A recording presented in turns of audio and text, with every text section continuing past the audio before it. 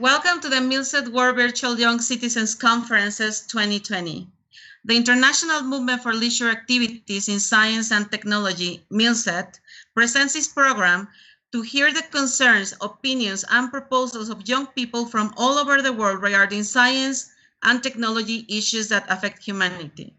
Today, we are in the second day of debates, and we are very glad to gather with the YCC ambassadors that will give their opinions for a better world.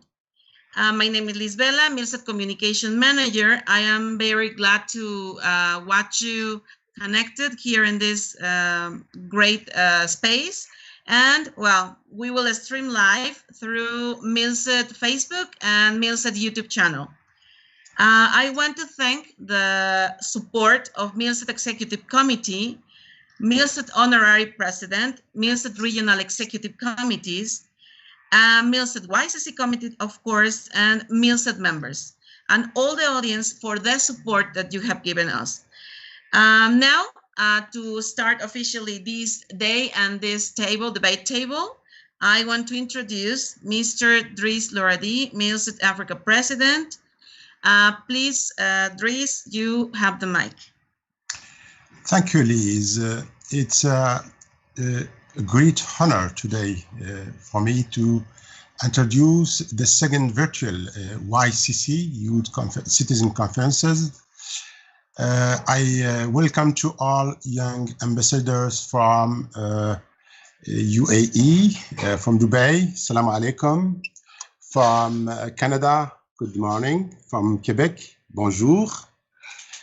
As you know, the aim of Milset is to develop scientific activities among youth, among young people, because we believe strongly that thinking rationally and speaking the language of science leads to brotherhood, to a peaceful world, and respectful of the dignity and of the environment. You know that all inhabitants of the planets, if all the inhabitants consume of the same manner that developed countries, humans need 7 or more planets to live, to subsist. The topic today is about space, and it comes to my mind a great American scientist who studied moon rocks. He notes that humanity have to go to the moon to see what was plainly exist in the earth. I invite you to meditate on this quote, and I'm sure that speaking language of science and thinking rationally, you as youth, you will invent a new world. I wish you a fortunate and fruitful exchange. Thank you for your listening, and I give the mic to Barry. Thank you very much. Thank you, Dries, and good morning, good afternoon for everybody, and good night also for everybody that is watching this stream. Well, now is the time to present our ambassadors that are going to make this debate session about space. Please join me to welcome Sofia Fahili from United Arab Emirates, Marc-Antoine Gouveil from Canada, and Breen Bain from Canada too. Welcome, guys, and thanks so much for being here and for let us know your knowledge, your opinions about the topic that in this moment is space. Well, as we mentioned, guys, in some minutes ago, but for all the audience that it's already with us, We will have this debate session based on a methodology of 3 steps. The first one is gathering all the concerns about the topic. For this session, Mr. Renny Barlow, that will be our moderator, will support us with some facts regarding the topic. And after that, we will go to the section of the discussion in which all of you will have time to discuss and to have this debate about these concerns and about your opinions for this topic and also for the opinions of your peers. So it is important that all of you know it. And after all this session, we will have the conclusions in which all of you will give us your main conclusions and the proposals for inventing a new world. So nothing more to say. I want to introduce Mr. Renny Barlow, Milset Vice President, who will support us in this day as a moderator of the debate table related on space. Mr. Renny, the mic is yours.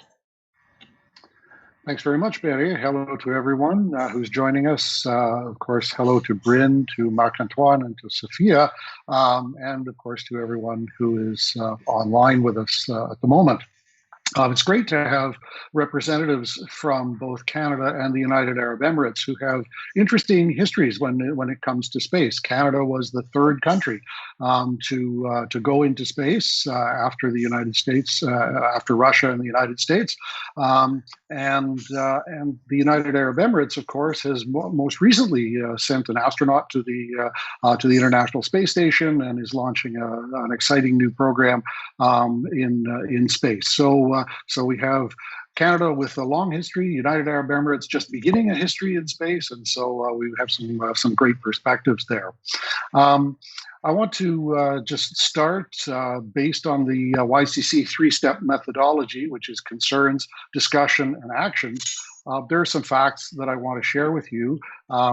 First, according to space.com, due to the recent pandemics, space agencies around the world have closed some facilities, stopped the production of space launching systems, and suspended launch campaigns, not to mention the delay on the collection of science data and essential missions. Now, of course, that applies in certain cases, but many other missions have gone ahead. We know that SpaceX is moving forward with the launch of their Starlink program. We know that satellites continue to be launched, and so some things are being scaled back, other things are still moving forward. According to National Geographic, though, through the situation we're facing, NASA has successfully launched the latest Mars rover, Perseverance, which is estimated to cost $2.4 billion. Its mission is to find out if Mars ever hosted life, and following up, of course, on Curiosity and the other rovers that have gone to Mars, and that, of course, is a very exciting area of development. And then also, according to NASA, without space exploration, we probably wouldn't have created some of the inventions and technologies that have made human life more comfortable and helped us learn more and explore further into the universe. And some examples of those things would be things like camera phones, scratch-resistant lenses, CAT scanners, radiography, athletic shoes, although I kind of think we might have come up with athletic shoes without space exploration, water purification systems, ear thermometers, wireless headsets, laptops, computer mice, and various others. So there's some thought there around the value of space exploration, not just for space exploration, but also for advancing technology around the world.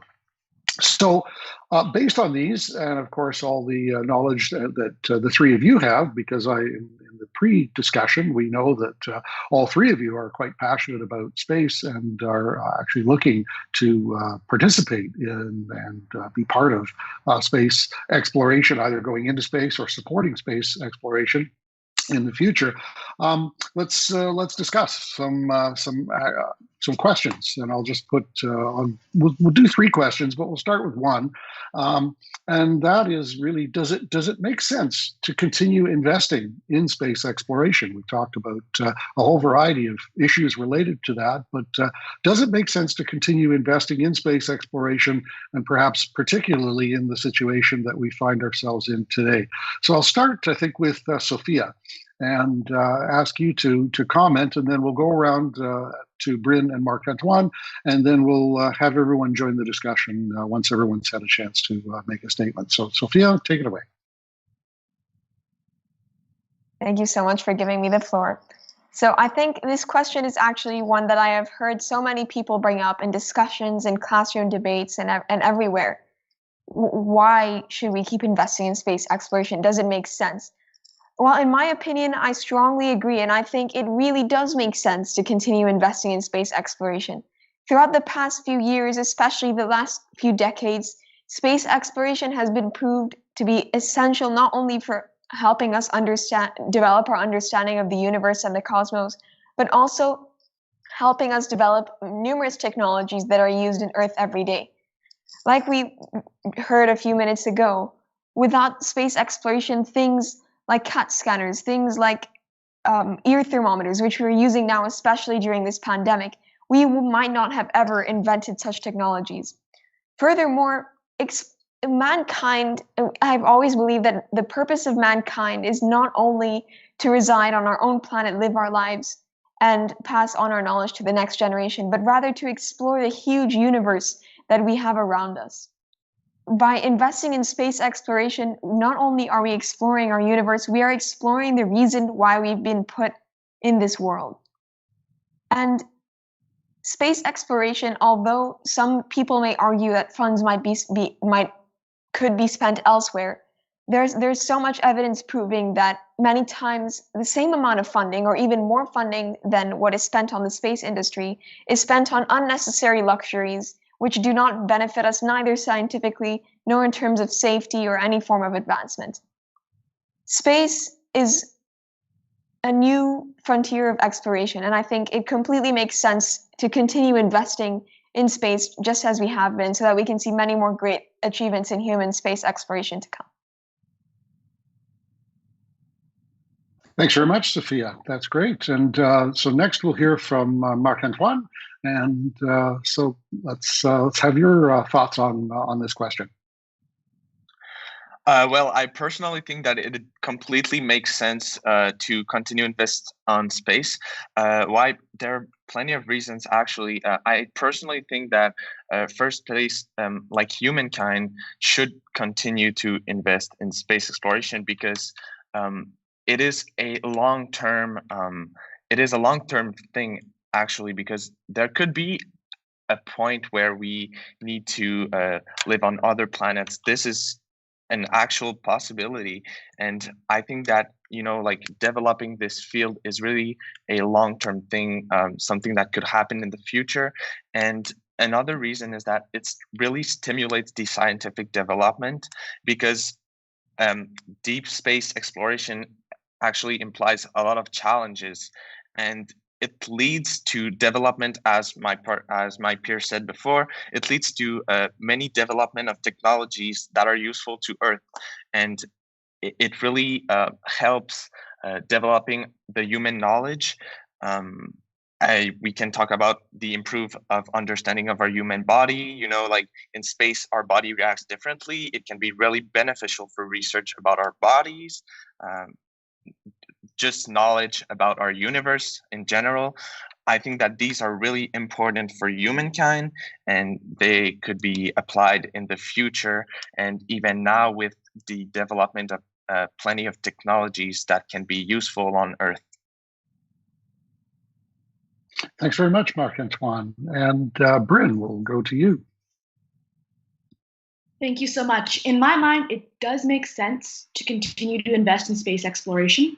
There are many benefits to space exploration, including the developments of new technologies that have revolutionized our world, as mentioned by fellow ambassadors, such as portable computers and water purification systems.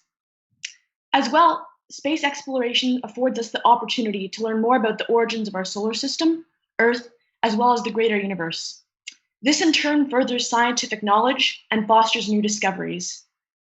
Also, another important point, as recognized by the founder of SpaceX, Mr. Elon Musk, is that space exploration is not only for discovery, but it's essential that we continue to explore space so that the human race does not go extinct.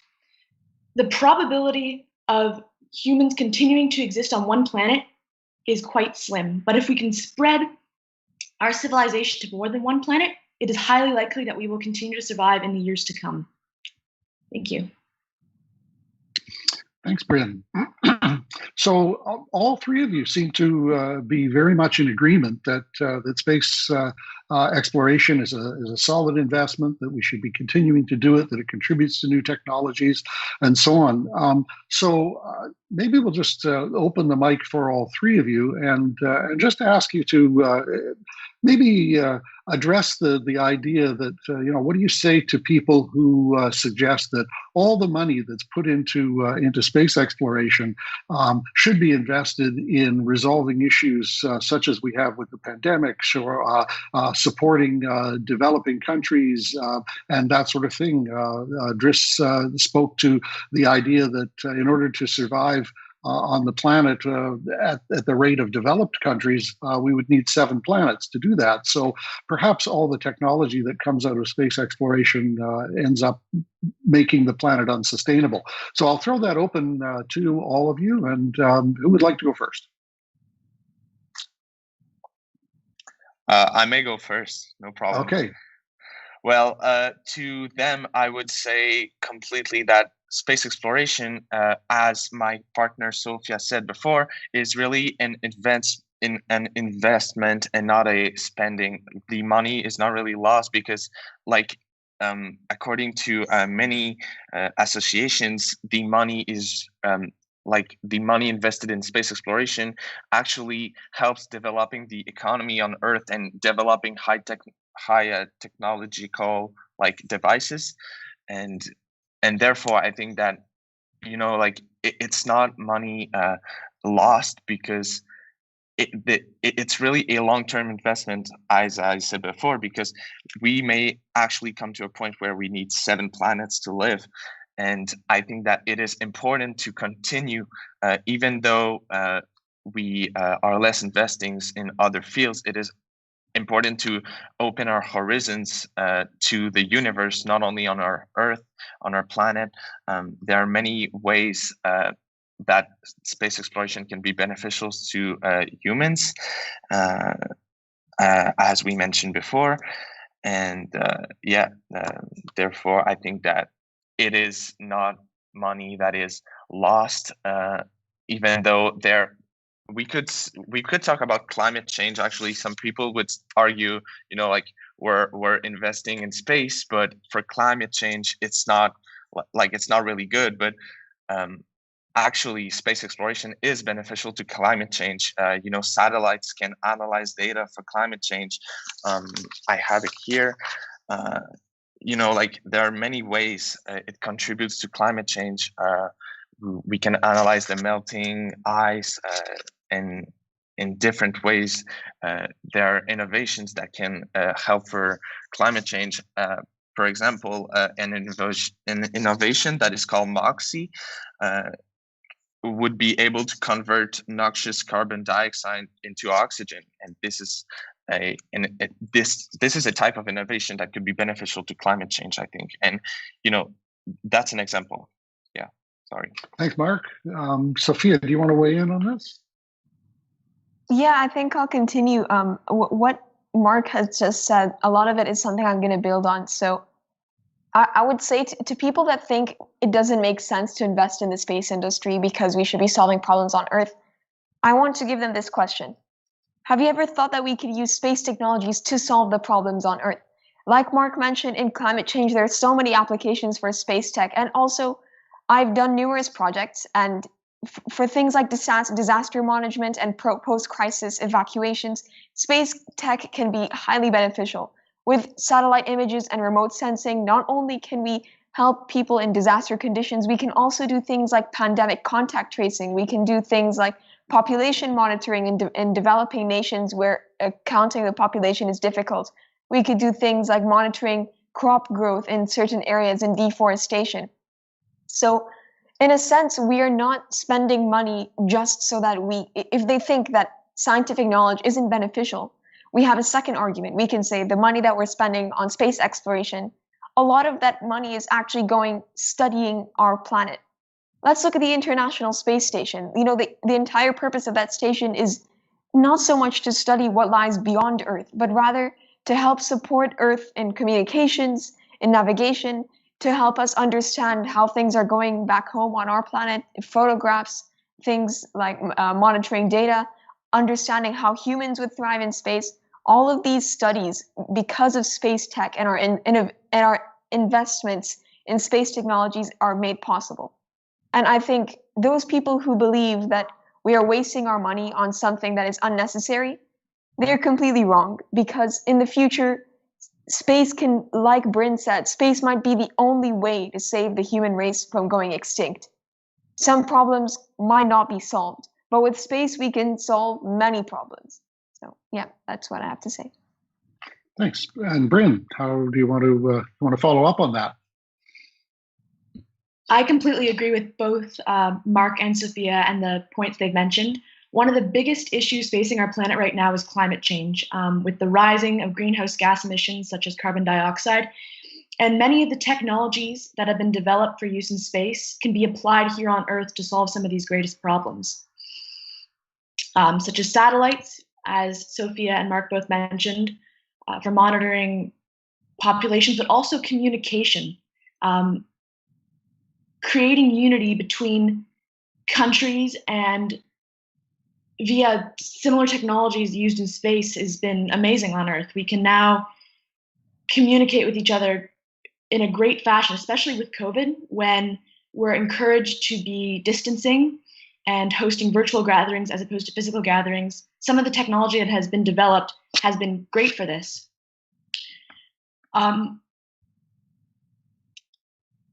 Also,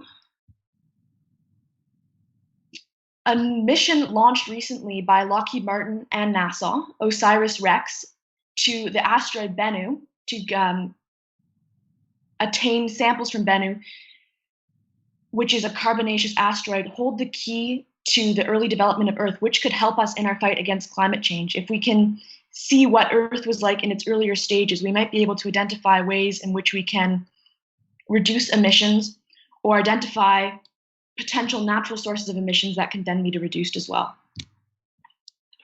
Thanks, Bryn. So you mentioned the recent mission to Bennu, the asteroid, and doing that sampling. The Japanese Space Agency also sent missions to asteroids to look at that. We, of course, have the missions to Mars. We have the International Space Station. We have satellites. We have all the things that you folks have mentioned. But I think in total, the total number of people who've actually been to space is somewhere under 300, I think, somewhere around 240, 250. So, we've got space technology going and that sort of thing, but there's another question about the future of people in space. And, you touched a little bit on the idea of potentially populating other planets or, maybe having to move to other planets because we're going to be unsustainable on the Earth. Is that a realistic future? Do people have a future in space? Are we going to go beyond having just 250 people? Do you foresee a time when many people are traveling to space? And do we have a future as humanity in space? So, Bryn, I'll maybe open with you and go from there. Absolutely. Earlier this year, SpaceX, in conjunction with NASA, launched the Dragon capsule for the first time. This was a monumentous occasion for both NASA and SpaceX, as this is the first time a manned mission with the Dragon capsule has been launched. And this opens a new frontier in space, a frontier of commercial space travel. Mr. Musk has already stated that his end goal is to get humanity to Mars and to establish multiplanetary life on Mars. So that launch was just bringing SpaceX and humanity one step closer to getting people on Mars. And who knows, from there we could go on to settling other planets in our solar system or even beyond. Mark, what do you think about that? Well, I completely agree with Bryn. I think that we have a future in space. If we look back at like 50 years before, we have evolved drastically in science from 50 years ago to now, and I think that this will keep evolving. There are many technologies that are developed, and it's really exponentials. And as we talked about Mars colonization, there are many possibilities for that, and there could be a certain. We are talking. It's a little bit early for that, but terraforming Mars. There are so many possibilities in the future for humankind to colonize other planets, and it may look like a huge goal and something really difficult to attend, but right now people are actually working on technologies that could that are that are that have a potential for these different things. For example, SpaceX, they created Starship, which is the most powerful vehicle ever created for launch in the space. And there are actually people that are working on these, and it is really slowly becoming to a point where it could become a new reality. So yeah, I think that it will be part of humankind's future. And Sophia. Yeah, I think what I'm going to say, it's just going to be adding on to what they've said. I'm going to speak a bit about where I'm from. So I'm privileged to be from the UAE, and recently we've started planning and started finishing numerous missions that are taking humans to space. We have the Mars 2117. I know that feels like a long time far away from now, but in 2117, the UAE is planning to establish a colony on Mars. So Mars might look like a tiny red rock orbiting around our sun to some people, but this planet is a gateway for us to understand how and could humans survive in space. So by doing now, with the recent progress with missions like the Artemis program, which is sending the first women to the moon and returning mankind back to the moon, we are now in recent history closer than ever before to be able to find the answer to our questions of how humans can survive in space. And I think with the growing concerns surrounding the various issues that humans and natural history has created here on Earth, more than ever before, we are curious about how we can live out there. With technology so rapidly developing, not only in the space industry, but within other industries that could be applied for helping us survive away from Earth, the possibilities are getting even closer. And I mean, with the, I'm going to focus a little bit on the Artemis program. So part of that mission is to establish the moon as our sort of gateway or base between Earth, Mars, and planets beyond Mars. And so what this means for humanity is that now we are no longer enclosed by lower Earth orbit. We are going to the moon. We've already done that. We're going to Mars, which we have done. We're yet to send a human to Mars. And after Mars, who knows what else we'll visit. But space is out there waiting for us to discover and waiting for us to explore it. And I think the possibilities of human space occupation and colonization, they're just limitless. So, yeah. Thanks very much. So again, all three of you pretty strongly agree that humanity has a future in space, and I think that perhaps is partly because you, the three of you, see yourself as part of that future, which I think is very exciting. You've talked a little bit about technologies and the kinds of things that have come out of space exploration and the things that have been developed. And so, rather than ask whether that's a possibility, because of course you've clearly identified that it is, I'm going to ask you to maybe dream a little bit and imagine maybe 10, 20, 50, 100 years from now, what sorts of technologies you might envision being developed out of the work in terms of the satellites that are going up, the missions to Mars, the establishment of the base on the moon. all of this, of course, even travel to Mars and travel to the moon at one time was science fiction. It was something that authors wrote about and people dreamed about and said, oh well, it's a great story, but it may never happen. And yet many of those things have come to pass. So just dream a little bit. And what sorts of things, technologies or problems that you think we might be able to solve as a result of the technologies coming out of space exploration? And Bryn, do you want to start that one? Sure. So specifically regarding space exploration, although this may sound like something out of Star Wars, a way to travel at the speed of light. So there's been massive advancements, especially over the last decade, in rocket technology and rocket propulsion.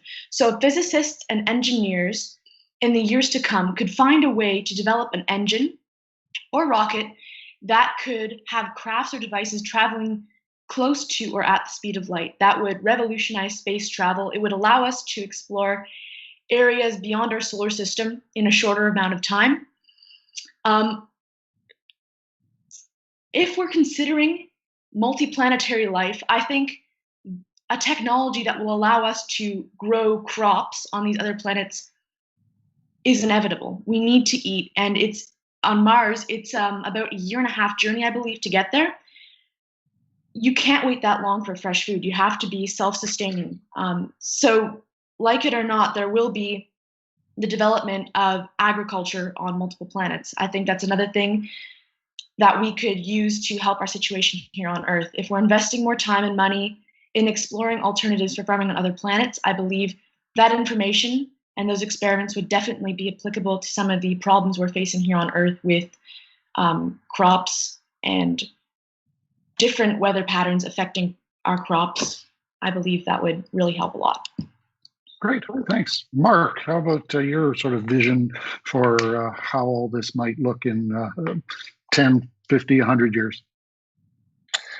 Well, I think that there are many possibilities with space exploration for developing new technologies. So first, there could be major advances in energy, and like for long space travel, you need to maximize the amount of energy used, and not spend it, and use it in an efficient way. So I think that space exploration will lead to major advances in energy and how we can use it effectively. Also, I've talked earlier about terraformation. It may sound like science fiction. Right now, we don't know how we could do it, but certainly this could become an eventuality if we study Mars's atmosphere. And also, right now, as we mentioned before, the mission Perseverance has as a goal to see if there is life on Earth, on Mars, pardon. And studying if there was life on Mars may allow us to better understand the development of planets and the evolution of it. So this could lead to advances in this field. And finally, there could be major advances also in health and human body things. For example, hibernation, slowing our metabolism. This could become an eventuality in the future, because if we want to do really interstellar travels, we could come to a point where we have to slow our metabolism to not get old anymore. And these technologies could be applied on Earth too. Maybe at one point we could just slow our metabolism and just come back, I don't know, 1,000 years later. So yeah, I think that these are all technologies that could be developed in the future. Thanks, Mark. And we kicked it off with Sophia, and we'll give Sophia the last word on this question. Yeah, and I think I'll start by saying there's so many ambitious dreams that people have for space. And a lot of what we've been saying probably sounds to the listeners here like something out of a movie, something out of Interstellar or Star Wars, as Bryn said. But I think I want to expand a bit on the agriculture that Bryn mentioned in her speech. So As you know, on the International Space Station, they have started farming some crops and growing their own vegetables, like lettuce and like leafy vegetables. The techniques that they're using, specifically the two techniques of hydroponic and aeroponic farming, these have been, because they've been proven to be successful on the space station, they've actually brought those technologies down here on Earth. And I'm sure, I know in the UAE this is taking place, and I'm sure in other countries as well. They're starting to implement these hydro and aeroponic systems for farming, which are far more efficient than the systems we currently have, and will allow people to grow crops with limited resources, with limited water usage, and with minimum energy waste. And I think, this is why we are continuing our push to develop space technology faster and faster and faster, even though we're already doing amazing. And now, if I were to talk about a few of my ambitious ideas, obviously there's the really cool stuff like super fast travel and slowing down humans, like human processes, to be able to survive very long distances and long journeys. However, I think one area that I would love to see develop over the next few years would be communication. So let's go way back to the very first Apollo mission. The tragic Apollo 1, where because of some communication faults, there was a horrible disaster, and unfortunately, lives were lost. And I think if we can develop our technologies, which we have been doing for communicating between space missions and back home on Earth, if we can develop those to somehow be even faster, so that sending commands to Mars rovers doesn't take hours and takes a matter of seconds, that would be something truly amazing.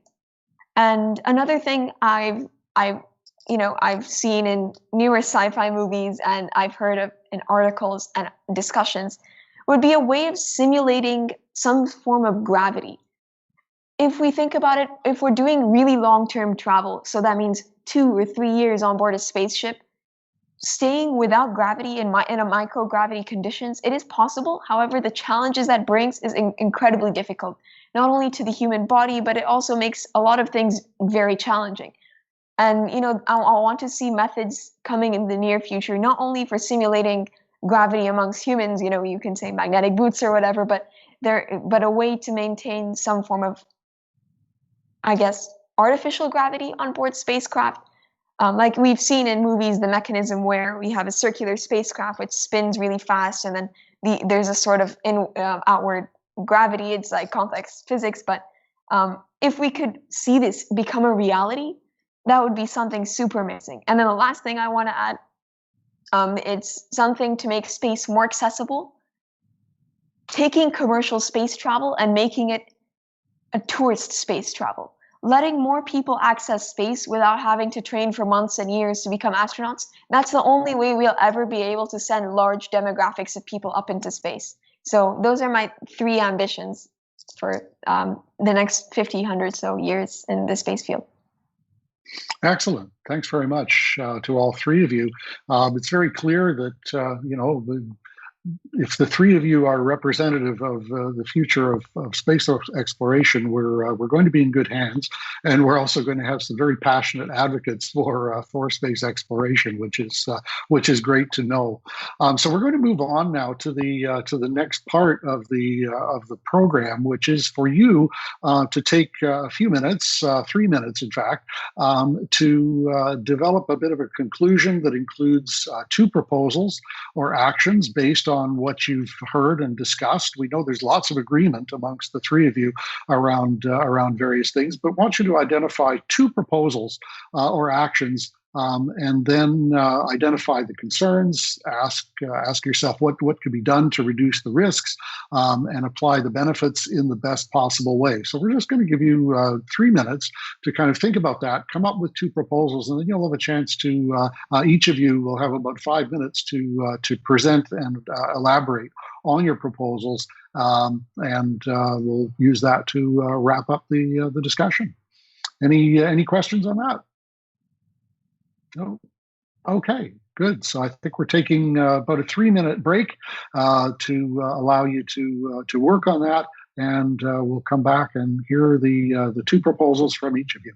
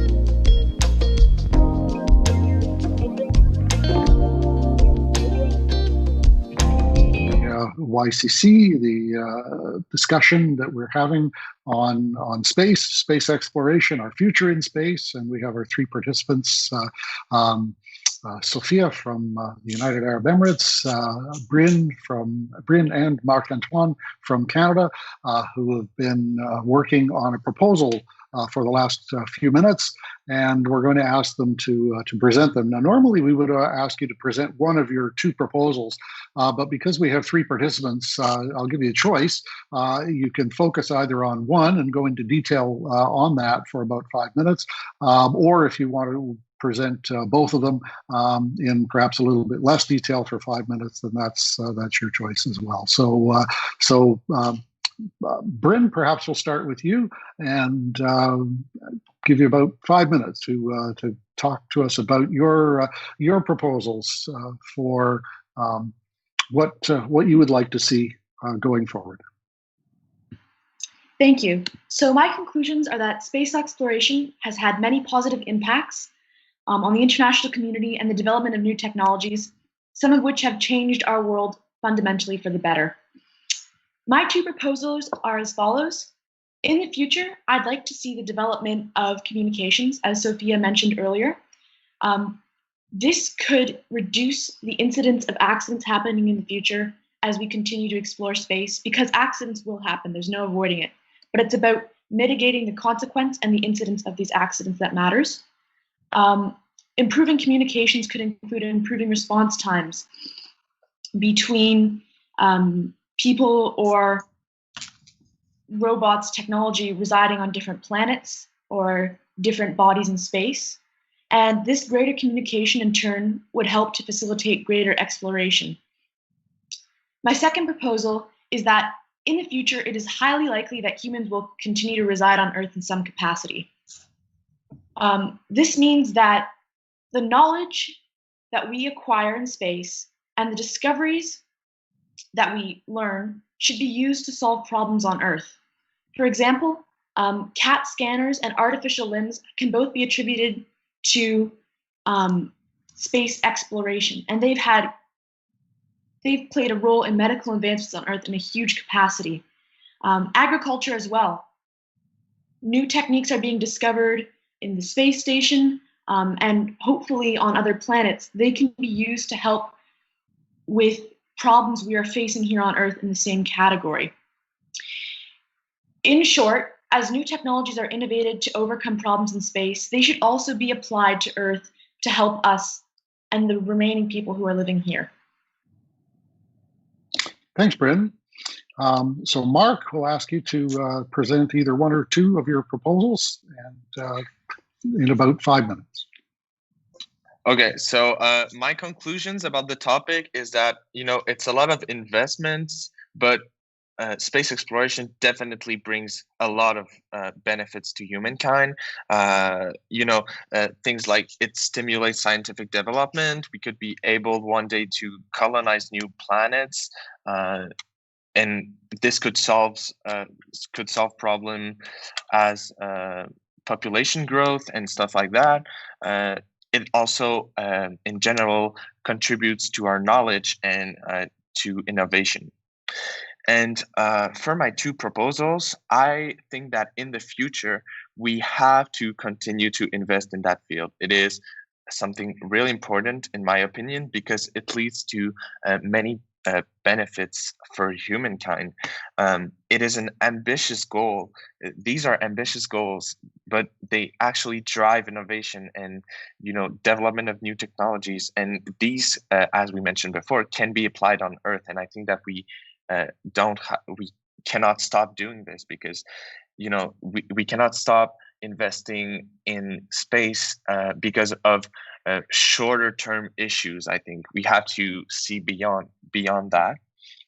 And my second proposal would be to make space more accessible, as we mentioned before, but not only for tourism, but also valorize space exploration in the world to other countries. I think that it is something that will be something bigger than right now in the future, and it will develop. And I think that we should valorize this in other countries, in schools also. I think that we should promote space exploration at very young age, because I think that in the future we could have a future where these jobs evolve and we have more jobs related to that.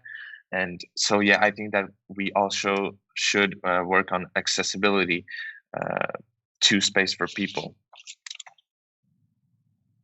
Thanks very much, Marc-Antoine. So, Sophia, your proposals, your conclusions.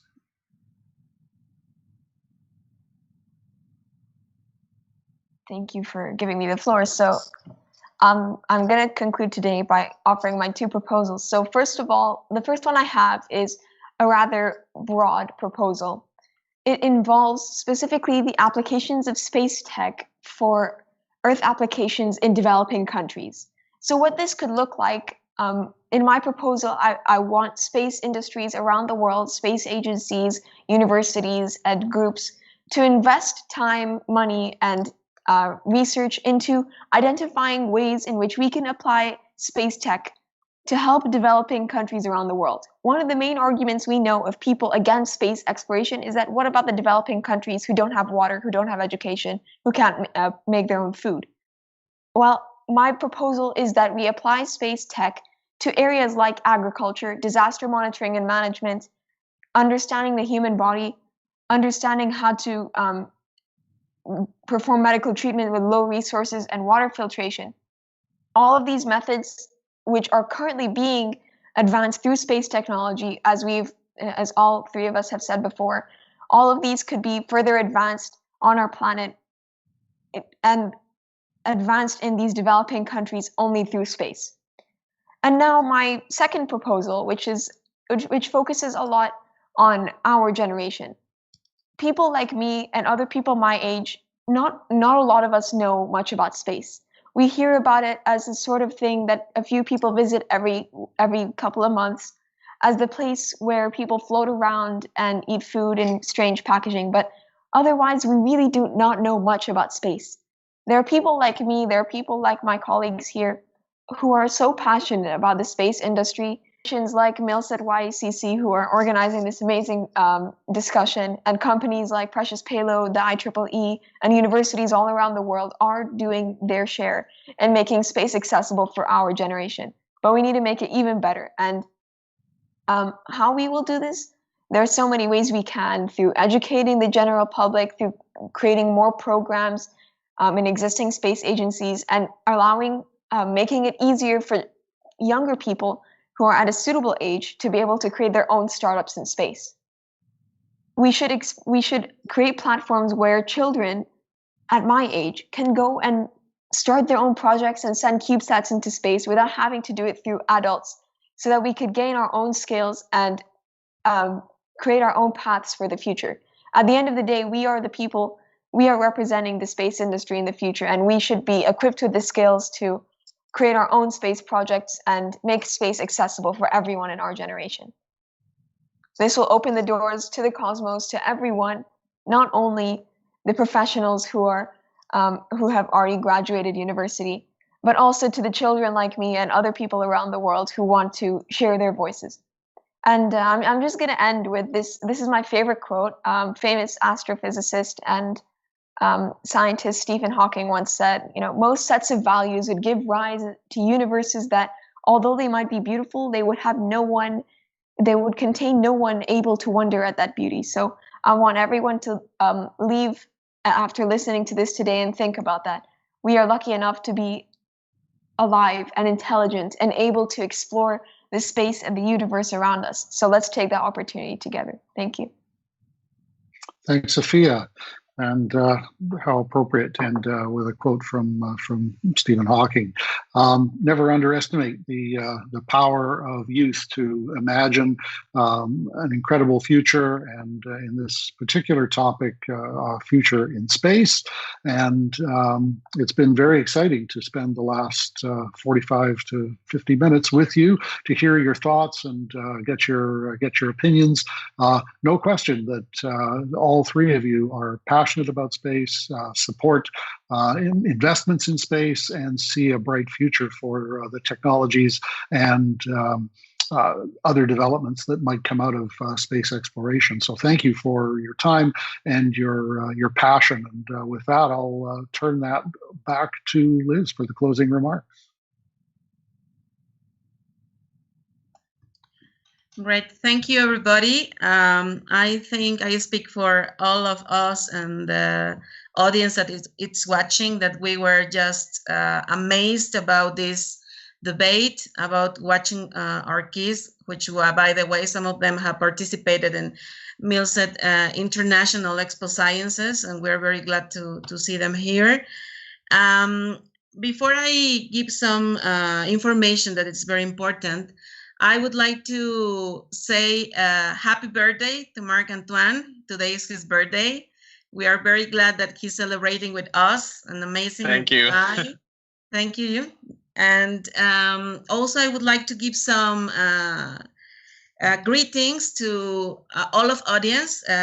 In special, we want to send hi to the United Arab Emirates, Russia, people from Mexico, Chile, Turkey, United Kingdom, Colombia, Peru, and a special greeting to our dear friend Jorge Sotomayor from NASA. He's watching us too, and we send you a big hug. I know you will be amazed with these kids.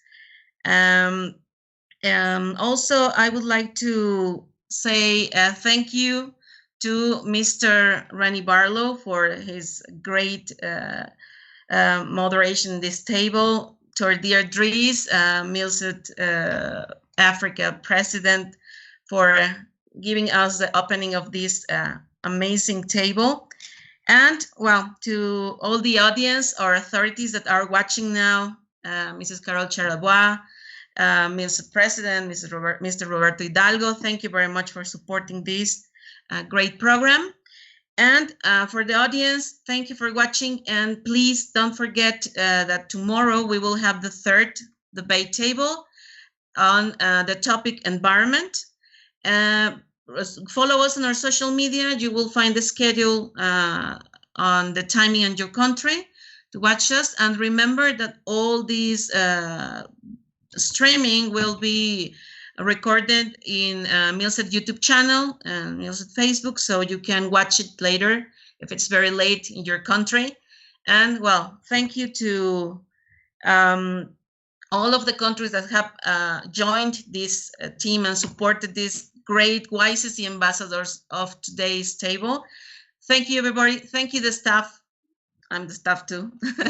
Thank you to Jose, who is the mastermind behind all of this streaming. He's doing everything possible to have this great streaming. Bere, thank you very much, Milset Managing Director. And well, see you tomorrow. Thank you, guys. Thank you, Sophia. Thank you, Bryn.